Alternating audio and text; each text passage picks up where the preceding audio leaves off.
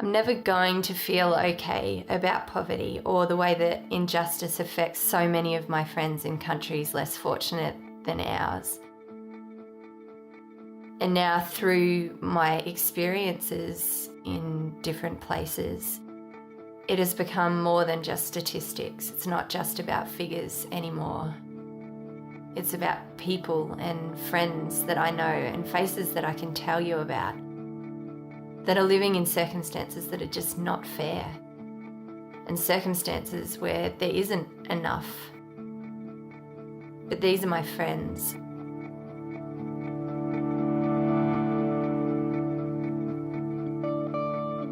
And the reality is that their lives, as well as being difficult, are rich and beautiful in different ways. And I feel compelled to continue to relate to people in these circumstances.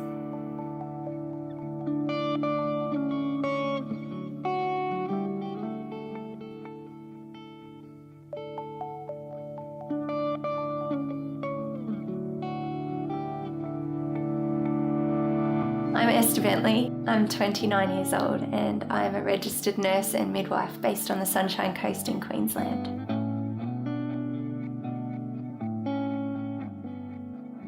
I was prompted to study nursing when I took a short-term mission trip to Nepal after finishing school. And while I was there, I was able to visit a leprosy clinic in Pokhara where I met an old lady who'd been affected by leprosy. And she taught me about the hope that's realised through a holistic service where not only your medical needs are met, but also on a grander scale, the hope that's realised in something bigger than just a medical service. So I came home, enrolled in nursing, where I was able to practice that across a number of specialties for a few years. And then after that, I went and studied midwifery, which I've loved. I've loved being part of the process of bringing new life into the world. And the more I learned, the more I wanted to know more about nursing and midwifery in a more global context. So I went then to study a Masters of Public Health with a focus on disaster and refugee health. What I love about my work is that no matter where I am, whether I'm working in a private hospital here in Australia or whether I'm based in a slum on the outskirts of Calcutta, is the relationship between myself and the person that I'm caring for.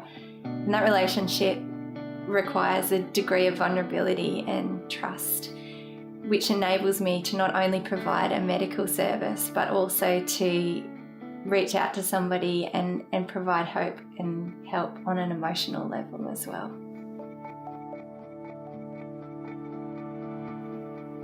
I really love to draw. I love to sit down with a pen or a pencil and to visually sketch out the intricacies of detail and pattern and things that I do appreciate in the world around me. I find great joy in beauty and detail that can be found in everyday, ordinary things that you may just naturally walk past without a second glance. I love to see God's thoughtfulness in the intricate patterns on the back of a leaf or a feather or the wrinkles in an old man's face, and I find that beauty is something that inspires me and gets me excited.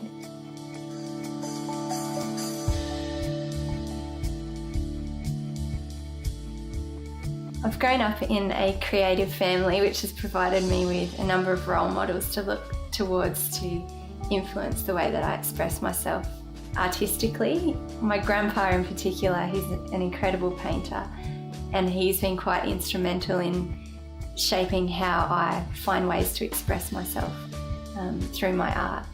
But not only that, he has been really influential in his ongoing example of faithfulness through his discipline to small things and his discipline in maintaining relationships and his ongoing steadfast faith and love for God.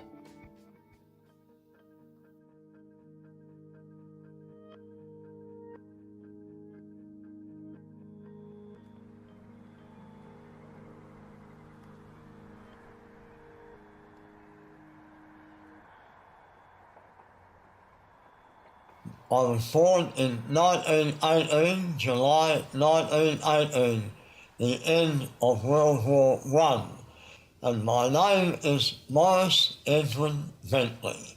I've always been known as Ed.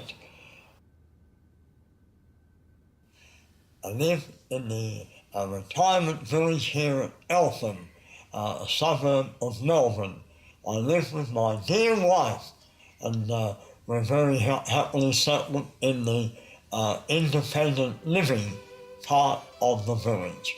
I usually wake about 1 o'clock or 1:30 of the night, starting off with very basic exercises, trying to touch my toes, which I can't even yet, and also treading out at 400 steps behind a chair, up and down, and then shifting my arms around my chest, helping with my violin playing, and therefore picking up these exercises for about 20 minutes.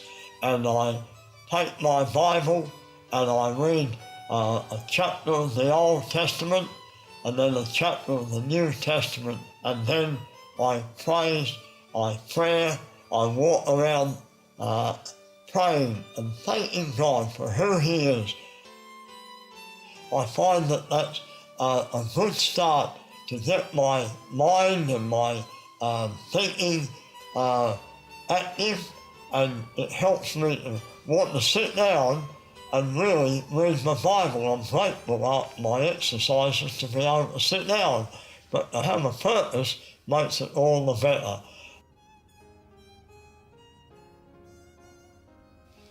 Yes, there are times when the doctor says you need to see a specialist or you need to have an operation, and I've had several operations on my head with these spot cancers and so forth.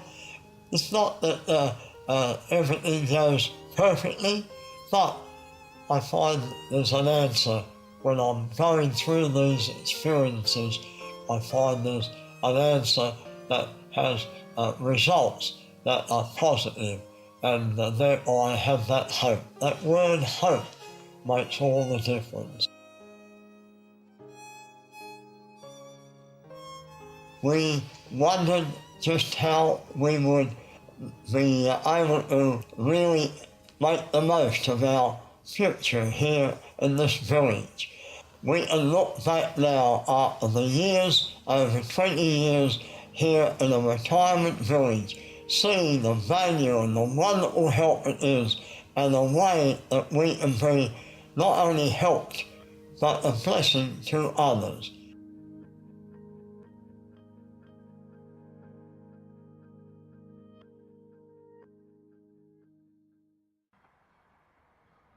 I was born with a hair, lip and cleft palate as a limitation, but I'm very much aware of this limitation, that God had blessed me in another way with art.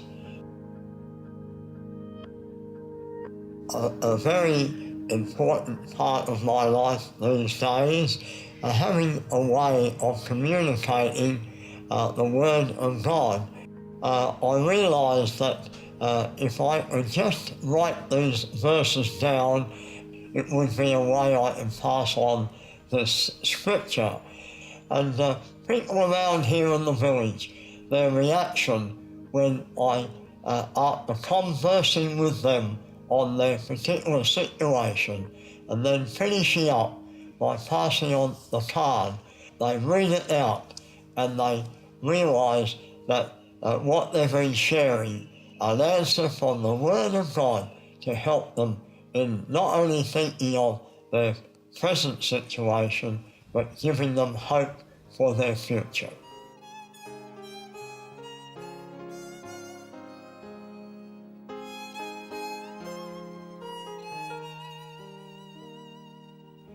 Hope is what really matters. Where are we going? What's the future? Is there life after death? And with all they share of what they see on television, what they hear on radio.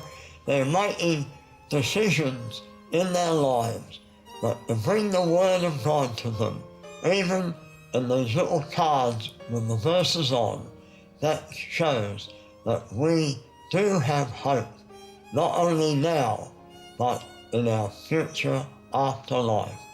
It's a purpose I have in my life, and my wife too, sharing in that area.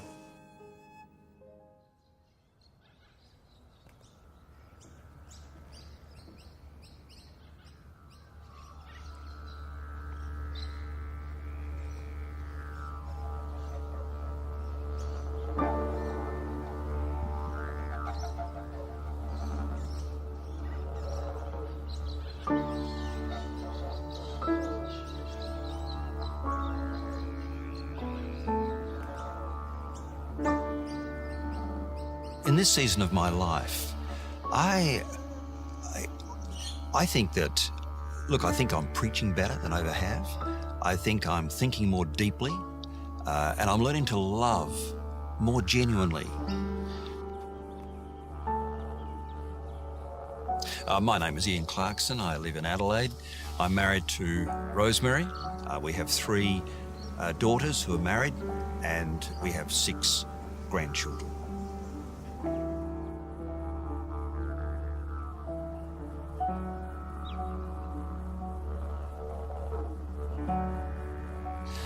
I've come to realise that God smiles upon me as I simply enjoy what He's given to me. With the apiary and with the sailing and numbers of other things, I guess, that extend to grandchildren and to life in a myriad ways. That He's not a God who says to me, no, don't touch, don't go there. No, come on, embrace it and say thank you to me. Beekeeping in a sort of an amateurish way as a hobby has always been a pleasure for me, for many years. These delightful little creatures that are so complex, gathering pollen and honey, which I love to eat and share with friends. I love the aroma coming off the hives at evening time. I love the gentle buzzing around the hives. And to come and feel the weight of a hive and know that several kilograms of honey have come into it is a wonderful feeling. To share it with my grandchildren as well, to extract the honey, and this lovely golden amber liquid flowing out with a distinctive flavour. And then I look back and I think, well, this is an ancient joy. In fact, you can find references in the Bible to bees and to honey, the land flowing with milk and honey. My son, eat honey. So you have the sense that there is something here which is ancient and rich as well. I don't have a sense of just palliness with God. There is a reverence and an awe as I ponder the greatness of God. In that, however, I have moments of cherished sonship, that He loves me, enjoying what He's given me in creation. The Bible says, it's not that I loved, but that He loved me and has dealt with my perversities, my shames, my sin totally and completely in His Son. Wrapped it all up, nothing left, fully redeemed, fully cleansed, fully forgiven. You can't, press the replay button in your life and go back and start all over again. To know that that's all been taken up and dealt with is truly love, and that it costs so much. I mean, to imagine, to reflect upon this truth, that the creator of the whole cosmos gave His Son, or sent forth His Son to deal with my sinfulness is a huge truth. I'm still thinking about it and pondering it, and when I do, it gives me an aftertaste of peace, of joy.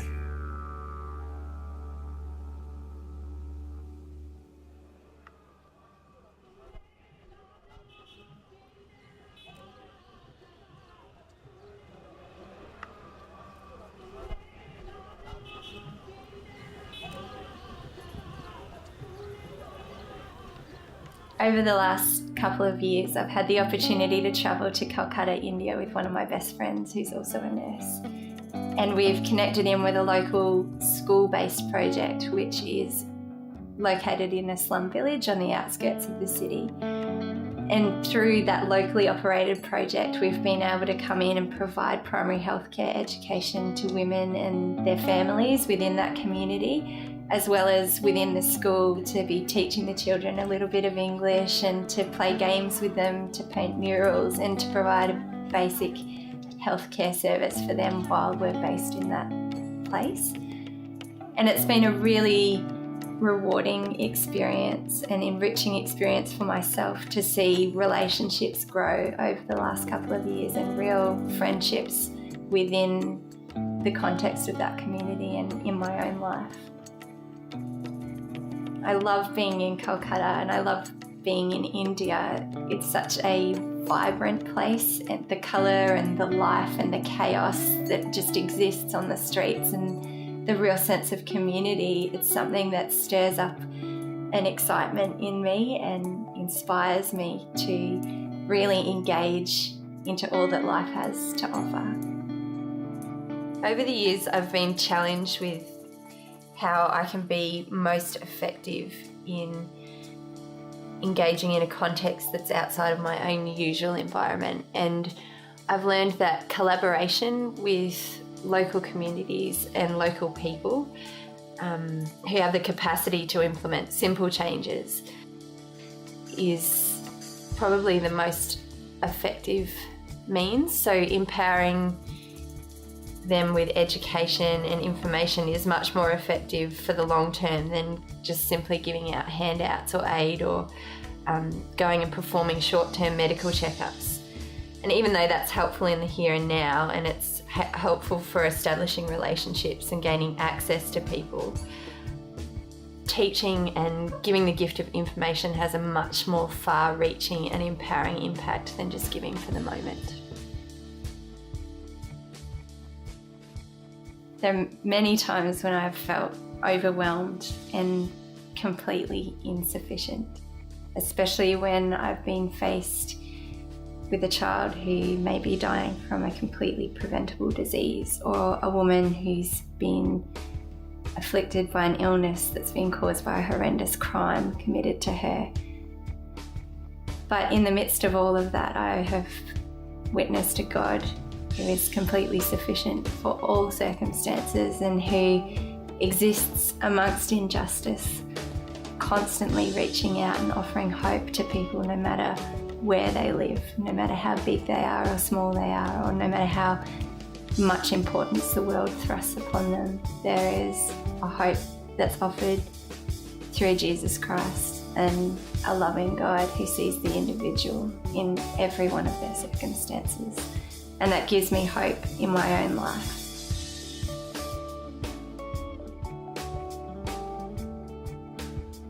I am just an ordinary person who has been able to be placed in extraordinary circumstances.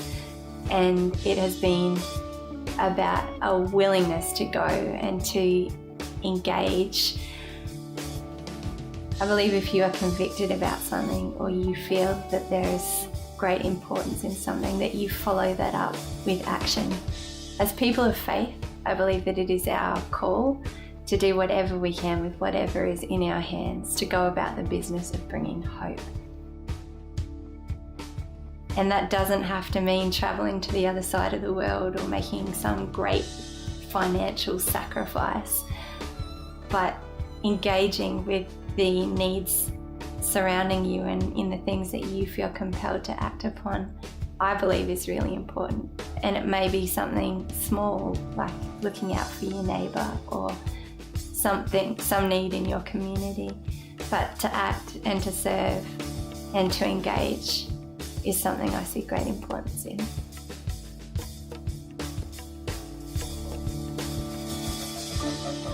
Everyone needs hope and love, and everybody can celebrate the joy of salvation in whatever is true and lovely and beautiful and right. To see God and His hope existing in all that is around us.